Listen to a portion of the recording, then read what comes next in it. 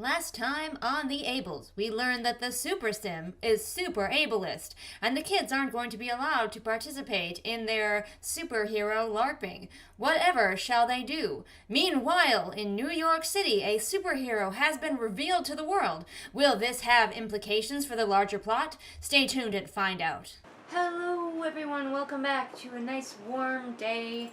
You hear the fan, no doubt. I'm not going to turn it off because my dog is like 15 years old and she gets a fan. Those are just the rules. We don't have air conditioning in this house. We're here with Chapter 9. It's called Sick Day. That sounds super exciting. We still haven't got much of an overarching plot for this story. Okay, so we found out that they still haven't gotten their chance to make their case, so they still might not be in the Super Sim, and that leaves our main character feeling suddenly discouraged when he was the one being a driving force like 10 minutes ago. Cool. This is so bad. I'm just gonna read it to you. It was so heavy on my mind that I didn't even notice that Donnie wasn't in school on Monday. First of all, rude. He'd seemed to be fine on Friday at Bentley's sleepover, fine enough to spontaneously race around the house in his pajamas. But I guess he picked up a cold or something. But again, I didn't even notice he was missing. What a useless, if you didn't notice he was missing, don't fucking make a paragraph about it. They keep talking about how nervous they are, that their appeal's not going to go through, and Bentley's like, it totally will go through, blah, blah, blah, around, and I do not care. We're having a whole conversation that is completely useless between Bentley and our main character about why the school board would refuse them admittance. Why is this here?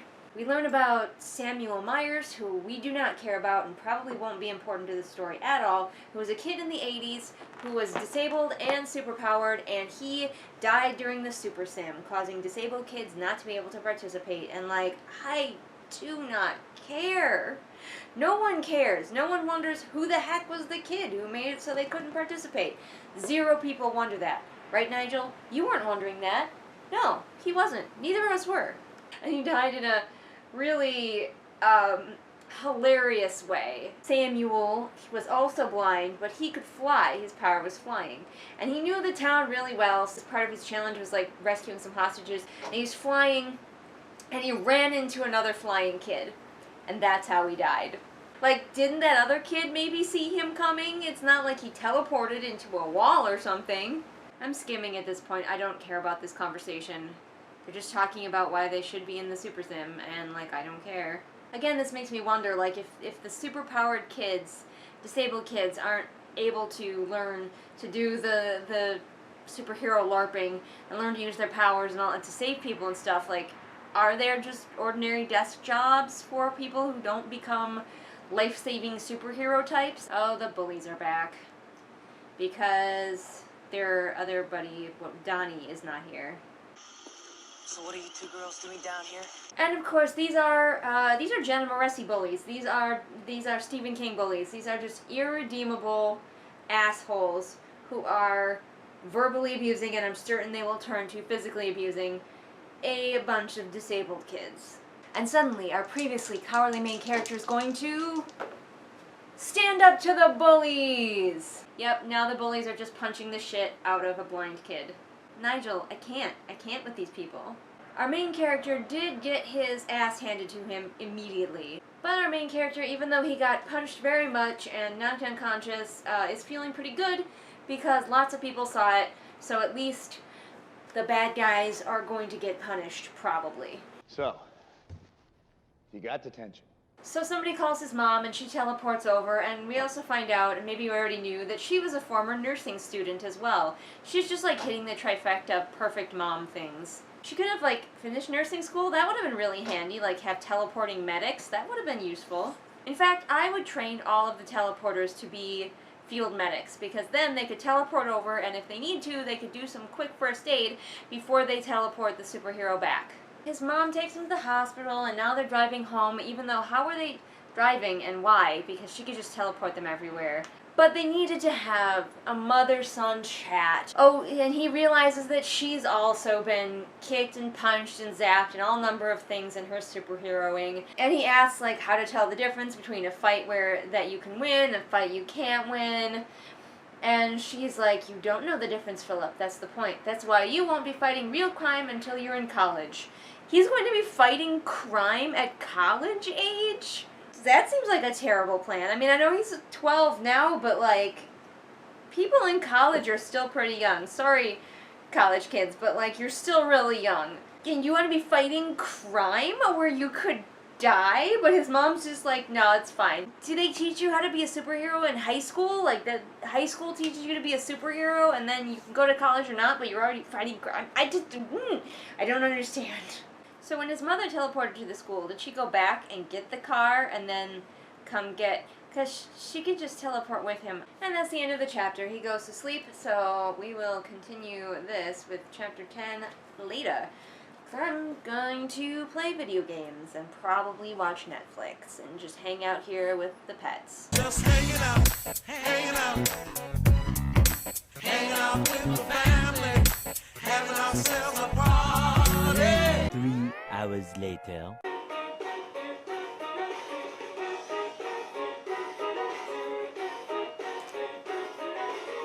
And with that, I am demonetized. Anyway, we're back for chapter 10 of The Ables. I feel like we are both making good progress through this book and making absolutely no progress because it doesn't feel like there is a plot. My annoyance. That's what's progressing. Nigel is here. So is Kinju. We're all here. Kinju is giving me the death glare. Also, we have M&Ms, so it's not that bad, I guess. Oh, by the way, if you notice the lighting is bad in here, it's because my lamp, my living room lamp, literally committed lamp suicide. It just fell over and smashed all over the floor. Fortunately, no pets were under it when it decided to do that, but it just, like, there's cement in the base, and the cement broke, maybe from humidity or something, but it just crashed over, so there's less light in here now. So our main character decides to have Henry and Bentley over for a sleepover, and they eat pizza, and they pester Henry to read their minds because that's his power. You should really be careful though, reading the minds of like adolescent boys. Can you roar with stifled laughter? It says, we all roared with stifled laughter. If the laughter is stifled, then it isn't a roar. So you could just say, we struggled to stifle our laughter, or we stifled our laughter, or we rolled around shaking with stifled laughter. Like, come on. The kids are fighting over who gets to sit next to Mom while she reads this terrible book. Jane has won. His friends are like, let's see your powers. We never get to see them. And he's like, okay. So he grabs a remote, the TV remote, and it says, I didn't watch much television, but I listened to plenty of it. 1, many blind people still refer to the TV being on and them listening to it as watching TV. 2, I don't watch much television, but I listen to plenty of it. So he acknowledges that he likes to listen to the TV when it's on. He listens to plenty of it. But he doesn't watch much. If he acknowledges that he refers to watching TV as listening to it, then that means he doesn't watch any. And thus this sentence makes no sense. Thank you for coming to my TED Talk. Also, he manages to get the remote to come to him from all the way across the room. We, as the readers, have never seen him succeed in lifting or moving anything before. But now he can suddenly do it from across the room, and he just says, oh yeah, I've been practicing. Show us the practice. Like, he was struggling with this the last 2 times we saw him do it. And now he's like, yep, I'm really good at it now. That's an arc. That's a whole ass arc. A mini arc, perhaps, not the whole arc of the book, but that is an arc that your character could have, and you just took that away from him. Both his friends are absolutely amazed at his abilities, and it's like, you know, it's cool that they're like, yeah, it's so amazing, it's so good. But, like, haven't they seen their parents use their superpowers? They have their own superpowers. Why are they so amazed by a kid who can float a remote across a room?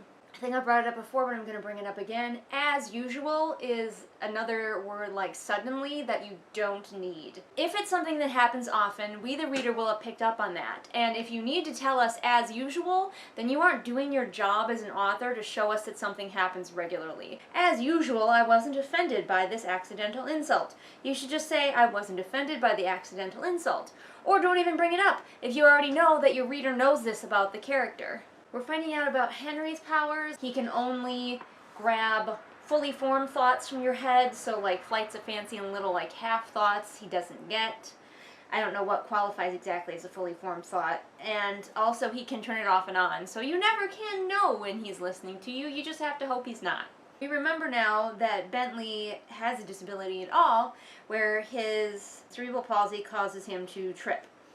And the main character's like, oh, I never quite know what to do when he trips or he staggers. And I'm like, I forgot what his disability was because it never comes up. So I guess it's good that we're reminded he has one. Also, they're all using their powers because the main character's little brother has gone to bed.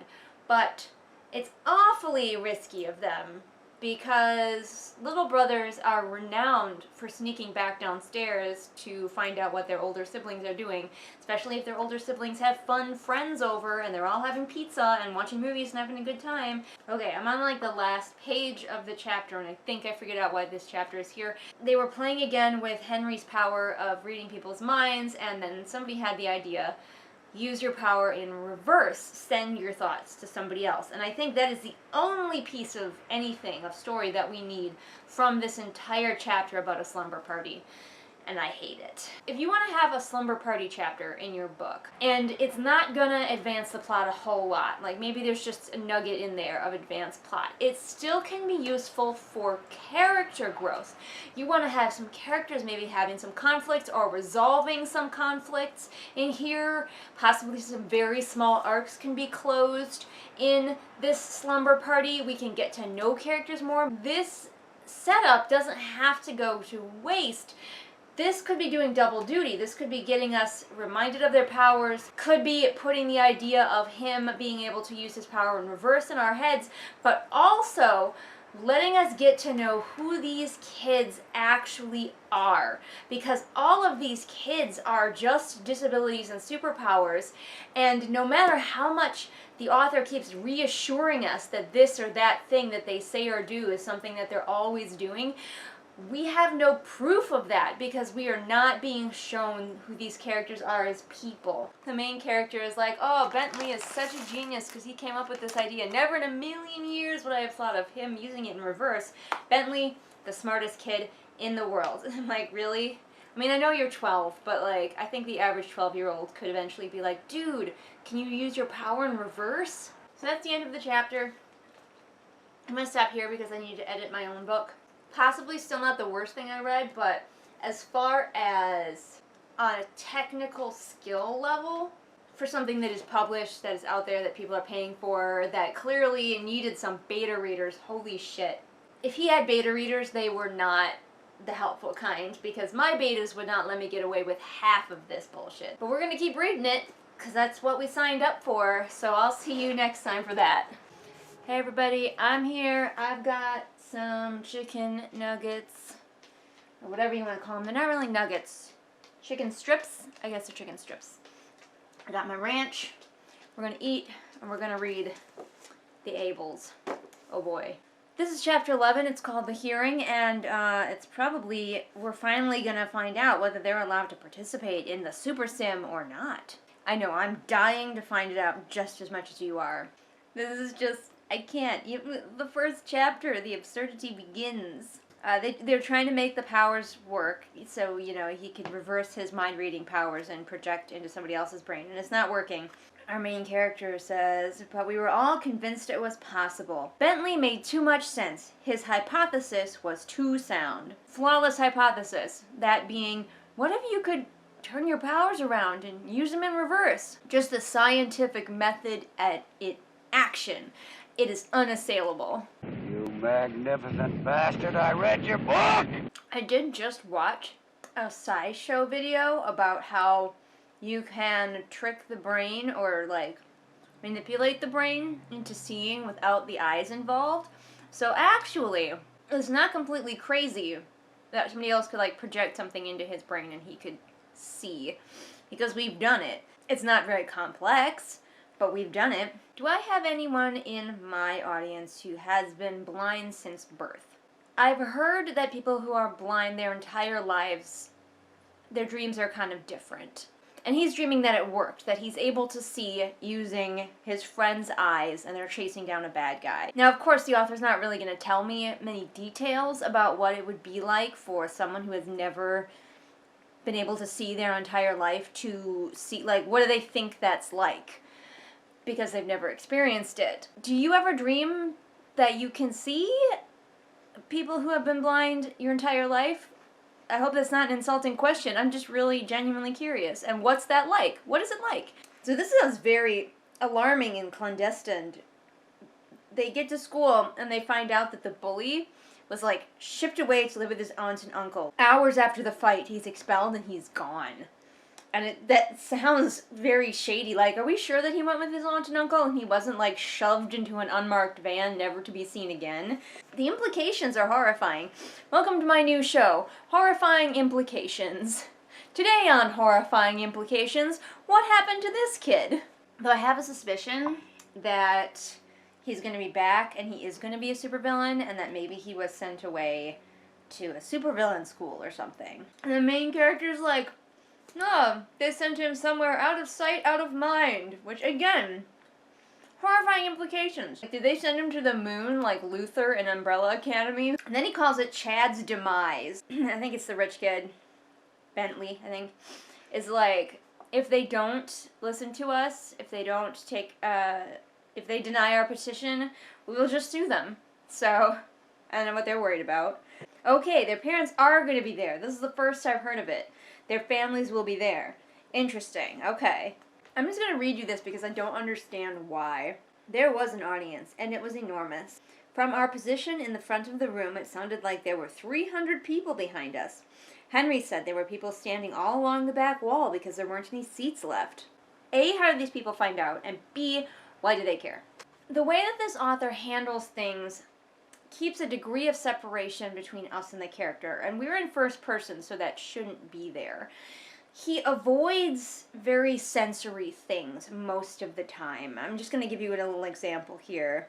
The acoustics told me that the meeting room had a much taller ceiling than most rooms. Okay, what about the acoustics? Like, give us some details. What does that sound like? But this is where I really find the problem. But the added space wasn't doing anything to help the temperature of the room. Hot to begin with, it had only gotten warmer with the collective body heat of the crowd. Don't tell me that. Let me feel our character sweating. Like, he's sweating maybe for a couple of different reasons. Maybe it's nerves, and then he realizes that the room is really hot, and maybe he starts to feel like he's trapped there. Let us feel what your characters feel, especially in first person, instead of just saying the room was hot. Henry, the kid who can read minds, is next to him and has read his thoughts, and he's like, don't read my thoughts. And Henry's like, sorry, Philip, nervous habit, I guess. And then our main character says, reading minds is your nervous habit? That's what you do when you're nervous? Leave that alone. That's funny. That's cute. That's snarky. But then the author feels the need to qualify it. It wasn't that I didn't believe him, because I did. It was just a strange thing to do when anxiety struck. Plus, I was a little jumpy. We don't need any of that. Henry is explaining that when he gets nervous, his powers go kind of haywire. Our main character spends another paragraph giving his friend an encouraging speech. So I guess giving occasional encouraging speeches is our main character's MO. Henry just had kind of an episode, and he just said his powers sometimes go haywire, so I think he's reading the mind of somebody, possibly not somebody in this room. And he's freaking out, and he's like, it's too late, we got our hopes up, but now it's too late, and I can't help it, and he's like saying things that seem like they're about this subject, but I'm wondering if he's pulling in thoughts from someone else outside this room. Look, I desperately want something from this book besides, will these kids ever get to participate in the Super Sim? The school board president's name is Octavius Tucker, and if he doesn't have secret octopus arms somewhere, I'm going to be very disappointed. Of course, our main character doesn't love him. He's like, he seems like he might be shady, so... Our main character's freaking out because the Tucker guy asks for an opening statement. And apparently, the opening statement portion of this was like not in any of the bylaws that they had studied, and so they don't have one, and now our main character's freaking the fuck out. Don't worry though. Don't panic. This point of conflict is over in seconds because it turns out that Bentley decided that he should craft one anyway just to be safe, so here we go. So in his speech, Bentley says, "There is no mathematical evidence to support the theory that disabled heroes are more prone to injury in action." Which I assume means there's no statistical evidence. I mean, maybe mathematical applies here, I'm not really sure. But then our main character says, "This was news to me." Weren't you all, like, studying for this? Like, if there was no proof that disabled superheroes were more prone to injury, why don't all of you know that? Citation needed, though, Bentley. Where does it say that? Which superhero journal or newspaper is that in? And he finishes his rousing speech and everybody clapped. I'm not kidding. They stood and applauded. This kid's speech was so good that everyone in that crowded room stood up and applauded. Wow, we're gonna have to play-by-play this entire fucking meeting. I don't want that. It's completely okay to use common turns of phrase, but he is using a lot of them. And like I always say with writing, you can really do anything you want, but you have to do it in moderation. So he's got like, took the wind out of our sails, sugarcoating his words. All of these common turns of phrase, they pile up and you start to notice them, especially when your scene is really boring. So watch out for using them too much. You can definitely use them. You just have to be sparing. He also has the deck was stacked against us.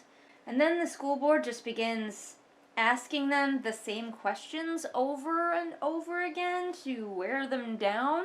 I don't know why Henry, who can read minds and is in a wheelchair, why he doesn't bring up Professor X. Because comic books exist in their world. At least DC exists, so presumably Marvel does as well. It seems like in their world that would carry a lot of weight with them. Like, here's a superhero, yes, maybe a fictional one, who is in a wheelchair. And he's like, "I'm faster with my wheelchair," and somebody's like, "What if the enemy lies at the end of a dirt road or on a beach?" Well, I'm pretty sure there were different tires for your chair that can help you navigate that sort of thing. But if you're the mind reader of the team, would you really be the one charging up to the enemy anyway? Are a lot of mind readers also actually doing the physical combat or the chasing of the bad guy? People are slowed down by sand even if they are running, so this is baffling. I mean, I know the school board is supposed to be bad people who are not doing a good job of dissuading these kids, but it's just, I don't know why I'm expecting logic from superheroes, but it seems like there should be something. And then he mentions, of course, that their friend can just teleport him there, which should be everybody's answer. Like, why can't you chase down that bad guy? Well, I don't need to. My friend will teleport me there. He can land me on him in my wheelchair and crush him.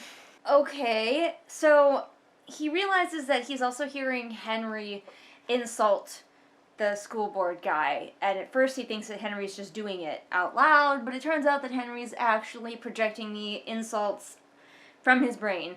And then it says, "I looked around to find no one else reacting in shock to Henry's backtalk." So either A, the author forgot that our character can't see, or B, he is actually seeing through Henry's eyes and somehow hasn't realized it, even though he's never seen before in his life.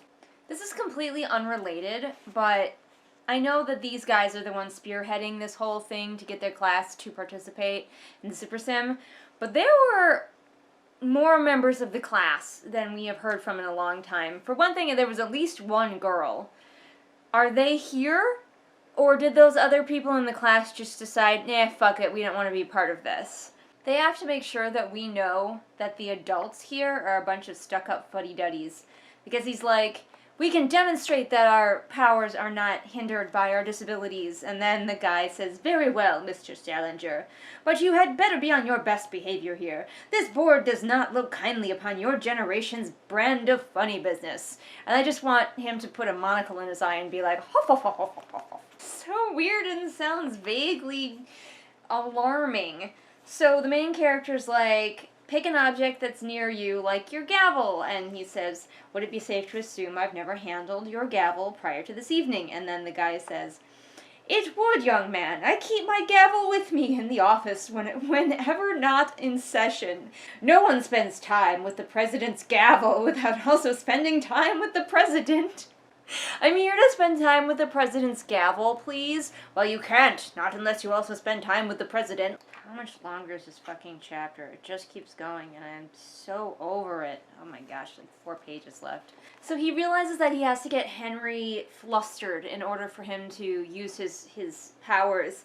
And to fluster him, our main character calls him a stupid fool.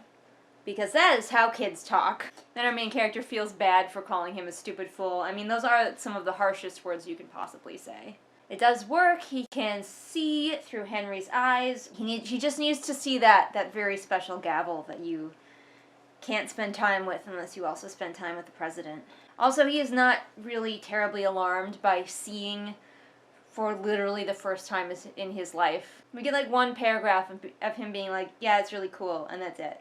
And of course it works, and he says, before I knew it, the gavel smacked into my open palm as though I'd handled it all my life. Sir, nobody handles the gavel without the president there. So there are still flaws in this vision-sharing system, and as a result, our main character yeets the gavel telepathically directly into someone's face. So, that's at least entertaining. I'm not sure I've seen such forlorn faces, said a voice. One which I instantly recognized as belonging to our teacher, Mrs. Crouch. If you instantly recognize it, you can just say, said Mrs. Crouch, who I didn't know had been standing there. Okay, that's a weird through line. That has implications I kind of doubt that Jeremy Scott realized. So, earlier the main character, when he was like really nervous and was hoping that his powers would work, made like a offhanded reference to like, if God existed, I hoped he would help me. And I was like, I didn't even comment on it because I'm like, whatever, some superheroes believe in God, sure. But then their teacher shows up and goes into the room that the 2 boys have been banished from, and it says she was an angel sent from God himself. So with that initial prayer and the implication that the teacher is sent by God, are we to believe that God, the Christian God, is real in this superhero book? Now, unfortunately, our main character and his mind-reading friend aren't even in the room when Mrs. Crouch goes in and schools everyone. So, not only are we held at arm's length by this author, but we're given an added layer of distance is that we're finding out what happened secondhand. Why not just keep the 2 kids in the room or something, or have them be able to hear it through the door, instead of having to hear it from their friends later? So, apparently the teacher goes in and she just regales everyone on the school board with disabled people they know that are like functioning in society right now, including a woman who's a secretary and a disabled person who had been a superhero and won many medals, which begs the question, like, I mean, I guess they must have been allowed to do the super sim when he went to school, because otherwise how would he have been trained? But apparently only in this school are the abilities of superpowered people with disabilities questioned. She even points out that Octavius Tucker, the school board president, with his gavel, has scoliosis. So technically he's disabled too. She also brings up, correctly, the fact that there are multiple roles to play in superheroing, and not every single person has to be running around actually chasing the bad guys. They can use their powers to help other superheroes, like, I don't know, the people who teleport. It could be just as effective now that Henry has figured out how to project things into other people's minds.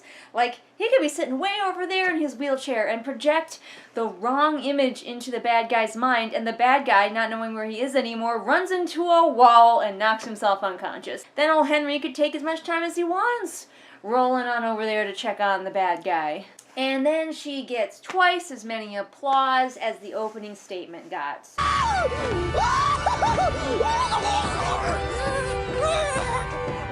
So that's how you know shit is real. And of course, after that lengthy and quite boring chapter, we have permission to be in the Super Sim.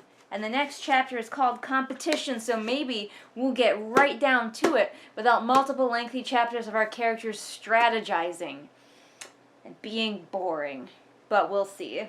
I'm going to stop now. I'm going to go hang out with my horse for a while, which is going to be way more enjoyable than this. Why, yes, I am going to tell you all about my patrons. My patrons like Ray, Artemis, Shelby, Zaire, Jesper, Ryakio, Irene, Scribbling Cat, Savvy, Jenny, Amanda, Lisa, Callison, and Lennox. Have you ever heard of a better collection of patrons? Of course you haven't. Mine are the best. Just hanging out,